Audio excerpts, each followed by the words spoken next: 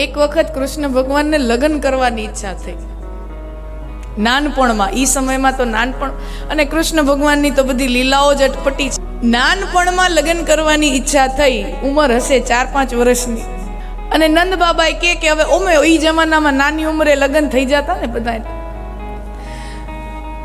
તો નંદ બાબા કે અને યશોદા માને તો એમ કે મારો તો બધી માને એમ જ હોય, મારા દીકરાટું તો માંગાની લાઈનું આવશે, મારો દીકરો તો હીરા જેવો છે, હીરા જેવો. અને એક વખત ઘરમાં બેઠા હોય નંદ બાબા સાથે, અને નંદ બાબાએ કીધું કે હવે આપણે કનૈયાનું ગોઠવી નાખવું જોઈએ, એની ઈચ્છા છે અને ઓમે સમાજમાં દસ્તુર છે, રિવાજ છે નાની ઉંમરે લગ્ન, તો આપણે કનૈયાનું વેવિશાળ નક્કી કરી નાખીએ. તો કે પણ સુકન્યા જોઈએ, સારી કન્યા જોઈએ. તો નંદ બાબા કીધું ને કન્યા છે ને, ઓલા બરસાનાના વૃષભાનુ ને કીર્તિ દેવીની દીકરી છે ને રાધા, એવી રૂપાળી દીકરી છે, એવી સુશીલ કન્યા છે, ઈ આપણા કનૈયા સાથે શોભે.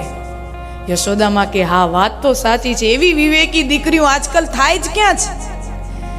એવી વિવેકી દીકરી એક વખત આપણે ત્યાં રમવા આવી હતી, ગોકુળ ગામમાં આવી હતી, આપણા ઘરે 2-4 એની બેનપણીઓને લઈને આપણા ઘરે રમવા આવી હતી. અને હું ત્યારે ગોરસ બનાવતી હતી, માખણ બનાવતી હતી, વલોવતી હતી. અને એ આવી એટલે હું ઊભી થવા ગઈ કે એને રસોડામાંથી જઈને પાણીનો ગ્લાસ ભરીને દઉં, તો મને કહેવા લાગી, માં તમે કષ્ટ ન લ્યો, હું પોતે પાણી લઈ આવીશ. એવી વિવેકી દીકરી છે, એ તો આપણને ચાલે. તો નંદ બાબા કે ચાલો આપણે જઈને વૃષભાનુને ત્યાં જઈને માંગું નાખી આવી.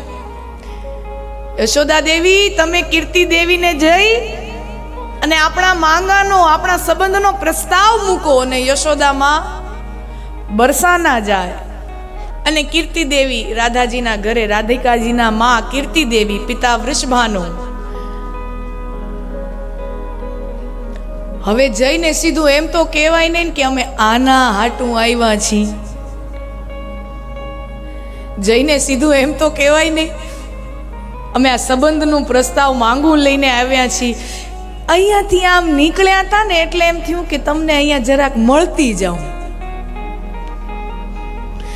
અહીંયાથી નીકળ્યા હતા એટલે એમ થયું કે જય શ્રી કૃષ્ણ કહેતી જાઉં, રામ રામ કરતી જાઉં. અડધી પોણી કલાક વાતું કરી અને પછી હળવેકથી ધીરેકથી તમે બધી માતાજીઓ કરો ને આ કામ, હળવેકથી ધીરેકથી આમ કીધું કે આમ મારે ઘેર બાલ ગોપાલ છે, એ તો તમને ખ્યાલ છે ને? હા હા બહુ સાંભળ્યું છે એના વિશે. એમ તો એની સાથે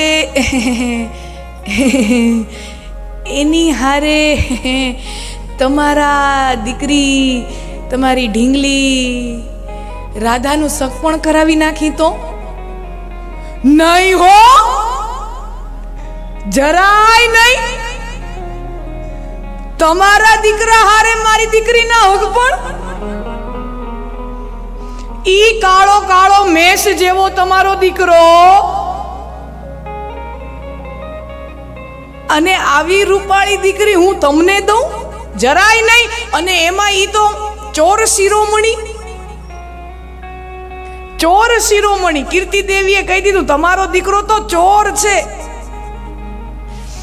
આખું ગામ એને ચોર કરી, ચોર કહીને કહીને ચોર છે, ચોર છે, ચોર છે એમ કહીને બોલાવે. માખણ ચોર, માખણ ચોર. એવા ચોર શિરોમણી હારે મારો દીકરો ન પરણાવ, મારી દીકરી ન પરણાવ.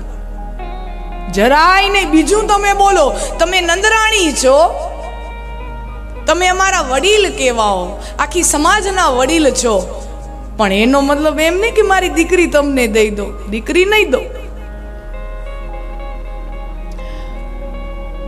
યશોદામાને અપમાન જેવું લાગ્યું. આવી અને ઘરે આવી અને બધી ખીજ કાના ઉપર ઉતારી. તારા ઉપાડા જ આવા છે, તારા ધંધા જ આવા છે, સમાજમાં ક્યાંય મોઢું દેખાડવાને લાયક રાખ્યા નથી. જ્યાં જાવ તો એમ કે આ યશોદામાં જો ઓલો એનો દીકરો ચોર છે ને, આ એની માં જ. જ્યાં જાવ તો એમ જ કે સમાજમાં ક્યાંય જોવા જેવા રાખ્યા નથી. ઘરમાં આટલી બધી ગાયું છે તોય તને બીજે ચોરી કરવાનું જ. ઘરમાં આટલી બધી ગાયો છે. સમય વીત્યો અને પછી કૃષ્ણ અને રાધા યુગલ સરકારની લીલા. રાધાજી એક વખત કૃષ્ણ ભાવમાં મૂર્છિત થઈ જાય છે. રાધાજીને મૂર્છા આવી જાય. કેટલાય વૈદ્યોને બોલાવ્યા, પણ આ તો કોઈ દર્દ હોય તો એની દવા હોય. આ તો કોઈ દર્દ નહોતું, લીલા હતી. તો લીલા હોય એમાં તો વૈદ્ય શું દવા આપે? તો એમાં એક ગોપી આવીને આખું બરસાના ગામ રાધાજીના ઘરે બધાય ચિંતામાં કે રાધાજીની મૂર્છા ઉતરતી નથી. તો એમાં એક ગોપી આવીને કે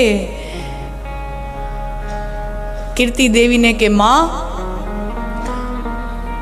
ગોકુળમાં કનૈયો છે, નંદ બાબાનો કનૈયો, ઈ આ મૂર્છા ઉતારવાનો મંત્ર જાણે છે. અમાર ગામમાં એક ઘરમાં એકને મૂર્છા આવી ગઈ હતી તો કનૈયાએ મંત્ર ભણી અને એની મૂર્છા ઉતારી હતી. તમે યશોદા માને જઈને કયો અને કનૈયાને અહીંયા બોલાવી આવો. રાધાજીની મૂર્છા ઉતારવી હોય તો હવે કનૈયા સિવાય હવે બીજું કોઈ નહીં કરી શકે. હવે આનાથી જવાય કેમ? હમણાં 2 દી પહેલા આવડું અપમાન કર્યું હતું. યશોદા માને મોઢે મોઢે અપમાન કરે કે તમારો દીકરો તો ચોર છે. હવે એની જરૂર પડી, પણ હવે જાવું કેમ? અને વૃષભાનુ પોતાના પત્નીને સમજાવે, કીર્તિ દેવી, નંદ બાબા, યશોદા માં આપણા વડીલ કહેવાય, આપણા મા બાપ જેવા કહેવાય. થોડીક માફી માંગી લેજો, માં માફ કરી દેશે. તમે કનૈયાને લઈ આવો, આપણા દીકરીના જીવનનો સવાલ છે. યશોદા માને ત્યાં જાય કીર્તિ દેવી, અને હવે જીભ કેમ ઉપડે? હવે જીભ કેમ ઉપડે?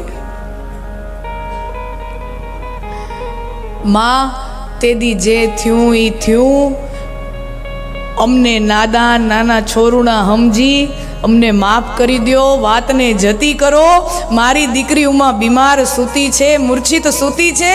તમારા કનૈયાને મોકલો. એ અમારી ગોપીઓ એમ કહે છે તમારો દીકરો કોઈ મંત્ર જાણે, એ મંત્રથી મૂર્છા ઉતારે. એ જાણે? હા, મારો દીકરો તો જાણે, ચોરી જાણે, બીજું કાંઈ ન જાણે. મારો દીકરો તો ચોરી જાણે, બીજું કાંઈ ન જાણે. અરે માં, જવા દો ને, બોલાઈ ગયું, બધું જતું કરો. હવે યશોદા માને એમ કે હું ના પાડું એના કરતા કનૈયો ના પાડે તો મજા આવશે. એટલે કનૈયાને બોલાવ્યો.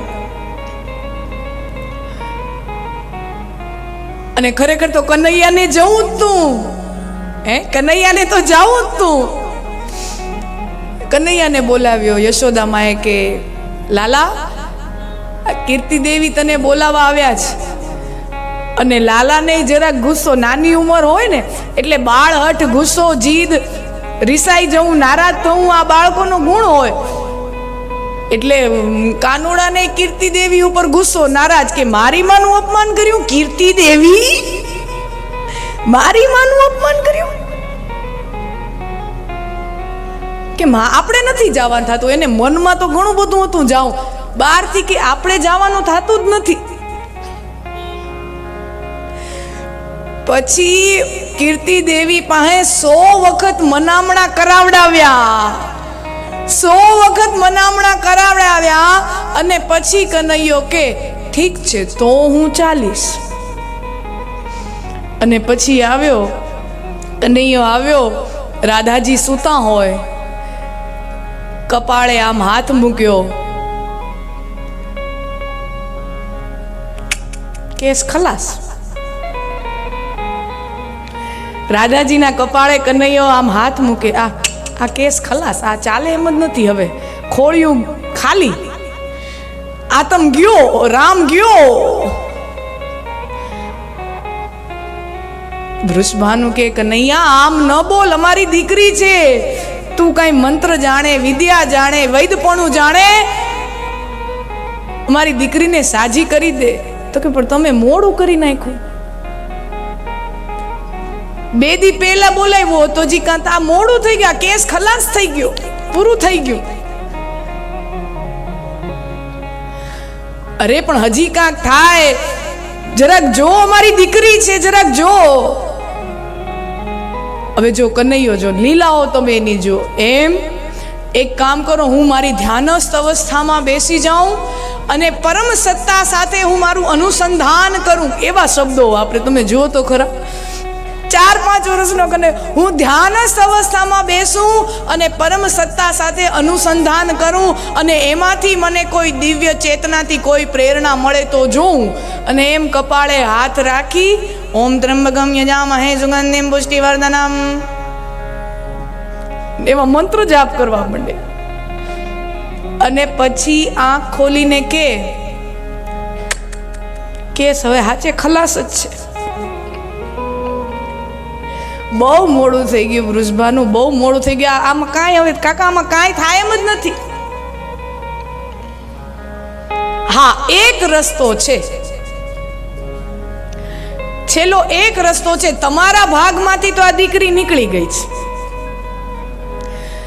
તમારા નસીબમાંથી તો આ દીકરી નીકળી ગઈ, તમારા નસીબમાં હવે નથી રહી. પણ હા, સામેવાળાના નસીબ જો હોય, એના નસીબનું જોર હોય તો તમારા દીકરીના પ્રાણ ટકે. હવે સામેવાળા કોણ? તો કે એના સાસરા પક્ષવાળા. જો એના નસીબમાં આ હશે રાધા રાણી, તો આનો જીવ બચશે. તો તમારે આના ત્વરિત અત્યારે ને અત્યારે ગમે ત્યાં આનું ગોઠવી નાખવું પડે. રાધાજીના લગ્ન ક્યાંક કરાવી નાખવા પડે, અને પછી વરરાજાના હાથની નસીબની રેખાઓનું જો જોર હોય તો આના પ્રાણ બચે. હવે કીર્તિ દેવીને થયું, આટલી તાબડતોબ, આટલી ઉતાવળમાં વરરાજા ગોતવો ક્યાં? લગ્નનો સવાલ છે, આખા જીવનનો સવાલ છે. ત્યારે વૃષભાનુ પોતાના પત્નીને સમજાવે, હવે બીજે ક્યાંય ગોતવું નથી, આ સાક્ષાત વરરાજો આપણા ઘેરે આવ્યો છે, એની સાથે જ આપણે ગોઠવી દઈએ. આમે થોડાક દિવસ પહેલા, 4-5 દિવસ પહેલા યશોદામાં આપણને પ્રસ્તાવ માંગુ નાખવા આવ્યા હતા, આપણે ત્યારે સમજ્યા નહીં. અને પછી કીર્તિ દેવી વૃષભાનુ કહે તો કનૈયા એમ કરને, અમારા રાધા રાણીનો હાથ તું જ સ્વીકારી લે ને, તું જ એને થામી લે ને. તમે જો એની લીલા, એને ના પાડી હતી એટલે હવેથી ઈ સામેથી દેવા આવે તો હું સ્વીકારું. આહા, એની લીલા તમે જુઓ. અને કીધું કે હવે લગ્ન રાધા રાણી સાથે લગ્ન તમે જ કરી નાખ, હું ન કરું, હું ન કરું. 100 વખત મનામણા વળી પાછા કરાવ્યા અને પછી પરણવા તૈયાર થયો. એક એક લીલાઓ ભગવાનની એવી છે, એક એક લીલાઓ એવી છે. अगर ये वीडियो आपको पसंद आए तो लाइक करें और शेयर करना मत भूलिए, और बेल आइकॉन पर क्लिक करना मत भूलिए लेटेस्ट वीडियो सबसे पहले पाने के लिए.